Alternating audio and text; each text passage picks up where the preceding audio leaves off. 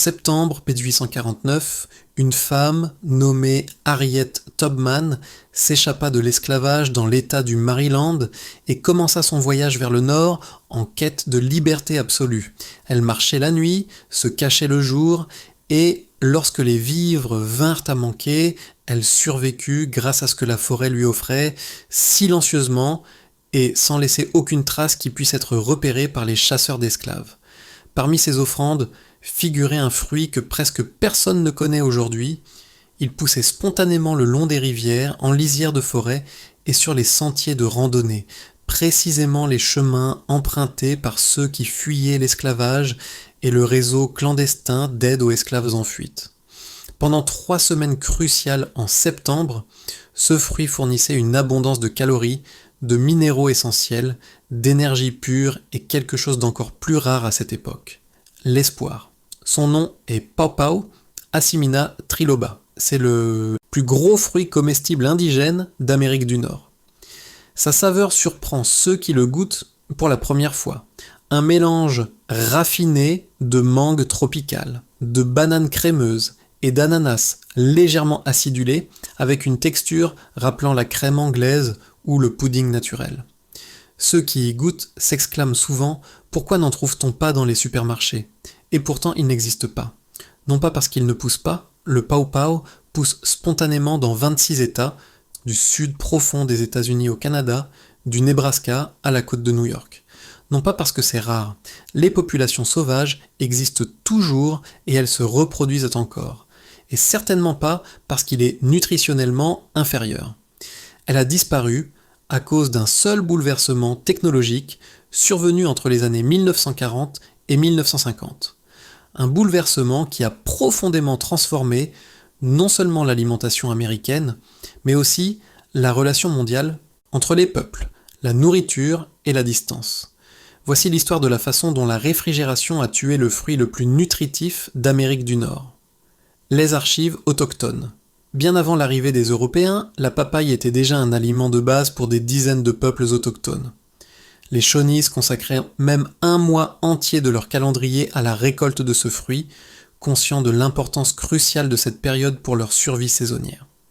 Le nom scientifique Asimina provient directement des langues autochtones de la région qui constituent aujourd'hui le sud-est des États-Unis. Il ne s'agit pas d'un nom européen importé, mais d'une classification reflétant un savoir ancestral sur la plante. Des fouilles archéologiques menées dans la grotte Russell, en Alabama, ont mis au jour des graines de pawpaw vieilles de plus de 8000 ans. Ces communautés ne se contentaient pas de cueillir les fruits, elles les cultivaient, sélectionnaient les variétés supérieures, transportaient les jeunes plants et plantaient les meilleurs arbres près de leur village. C'était de l'horticulture intentionnelle, c'était du savoir scientifique sans microscope. Lorsque les explorateurs espagnols ont traversé la vallée du Mississippi au XVIe siècle, ils ont décrit des vergers de pawpaws parfaitement organisés. Il ne s'agissait pas de cueillettes sauvages aléatoires, mais d'une agriculture structurée. Les colons européens adoptèrent rapidement le fruit, non par choix, mais parce qu'il s'avérait efficace là où les fruits européens échouaient. George Washington servit de la papaye fraîche en dessert à Mount Vernon à ses illustres invités. Thomas Jefferson planta des papayers à Monticello, son jardin expérimental personnel, et les compta parmi les fruits qu'il cultivait avec le plus grand soin. L'expédition qui révèle tout.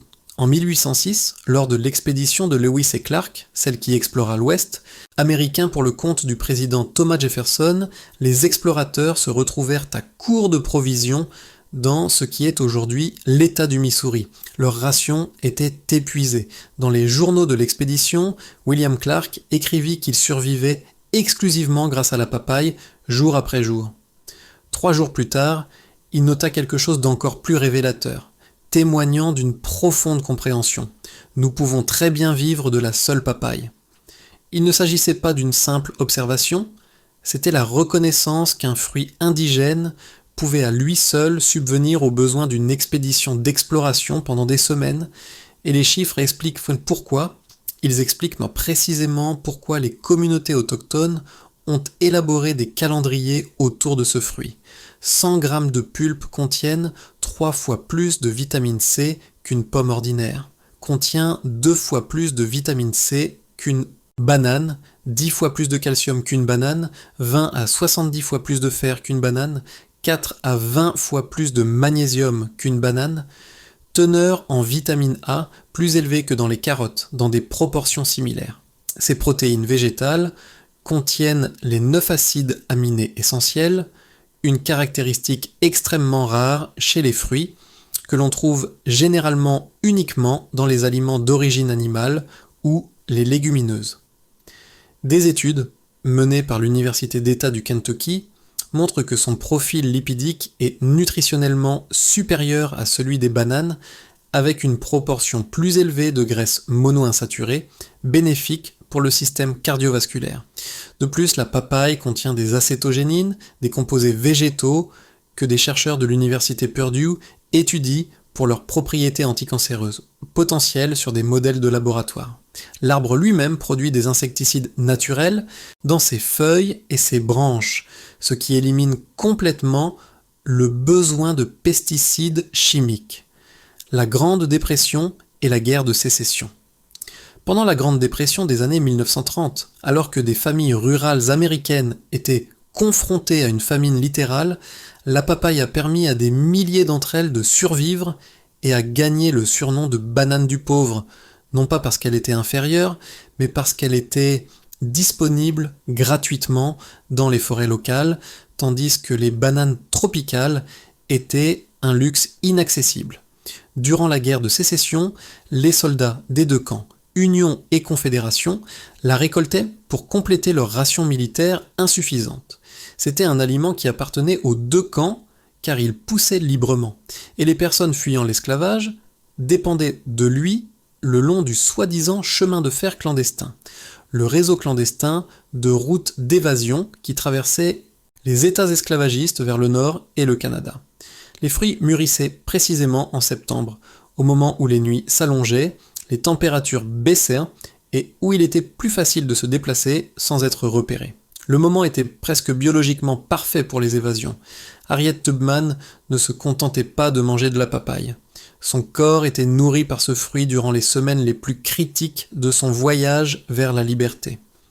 La papaye n'était pas qu'un aliment, c'était la survie intégrée au paysage américain. L'invention qui a tout changé. Alors que s'est-il passé ? En 1938, un ingénieur du nom de Frederick McKinley Jones inventa le premier système de réfrigération portable pour camions, un système de réfrigération fonctionnant indépendamment de la glace ou de l'électricité stationnaire. Auparavant, le transport frigorifique reposait entièrement sur la glace, des glacières fournissant de la glace pilée qui fondait lentement. Ce système était inefficace et limité en distance. L'invention de Jones a créé une véritable révolution. La chaîne du froid mobile, portable et fiable. En quelques décennies seulement, entre 1945 et 1960, les camions, les trains et les navires frigorifiques sont devenus des infrastructures courantes. Pour la première fois de l'histoire, les fruits pouvaient parcourir des milliers de kilomètres tout en conservant leur fraîcheur, leur couleur éclatante, et en préservant leur jeunesse, même plusieurs jours après la récolte. Mais cette nouvelle infrastructure mondiale comportait des exigences claires et non négociables. Longue durée de conservation après récolte, minimum 2 semaines, résistance extrême au transport, écrasement, impact, capacité à mûrir hors de l'arbre, sous contrôle, apparence uniforme et prévisible. Une saveur qui ne varie pas selon les récoltes ou les régions. Pau Pau ne remplit absolument aucun de ces critères. Une fois mûr, il ne se conserve que 48 heures avant de commencer à se détériorer. Il est très fragile et se meurtrit facilement. Il continue de mûrir après la récolte, ce qui accélère sa dégradation. Il fermente rapidement. Chaque fruit est unique par sa taille, sa texture et sa saveur, reflétant les conditions climatiques spécifiques de l'année. Il ne s'agit pas d'un défaut de la plante. C'est une adaptation évolutive parfaite. Il a évolué pendant plus de 8000 ans pour être consommé localement par des animaux qui ne parcourent que quelques mètres et non par des systèmes logistiques qui s'étendent sur des continents. Le système qui a choisi la durabilité. En 1950, le système alimentaire a cessé d'être local. Les supermarchés se sont centralisés en chaînes nationales. La distribution s'est concentrée entre les mains de multinationales. Et les fruits ont commencé à parcourir des distances plus importantes que les personnes. Des milliers de kilomètres par bateau, train et camions frigorifiques. Pau Pau ne rentrait pas dans ce système. Ce n'était pas interdit par la loi, cela aurait engendré une publicité négative et impopulaire. Ce n'était pas un complot ourdi en secret, c'est la pure logique du marché qui l'a éliminé. C'était tout simplement logistiquement irréalisable. Parallèlement, les bananes d'Équateur, des fruits qui peuvent voyager 15 jours par bateau, mûrir sous lumière artificielle dans des chambres spéciales et arriver dans les supermarchés en parfait état, occupent désormais plus de place sur les marchés américains qu'un fruit indigène, pourtant plus nutritif et adapté au climat local. Le système privilégiait la durabilité à la nutrition. Il a choisi l'uniformité plutôt que la variété.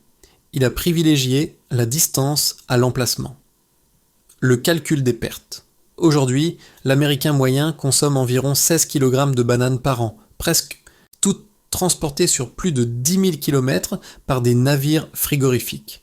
Si la papaye était restée dans les vergers locaux des 26 États, les gens auraient consommé des fruits avec teneur nettement supérieure en vitamine C, beaucoup plus de minéraux, un impact environnemental moindre des transports, réfrigération industrielle réduite, moins de pesticides, moins d'adhérence au carbone, soutien aux économies locales.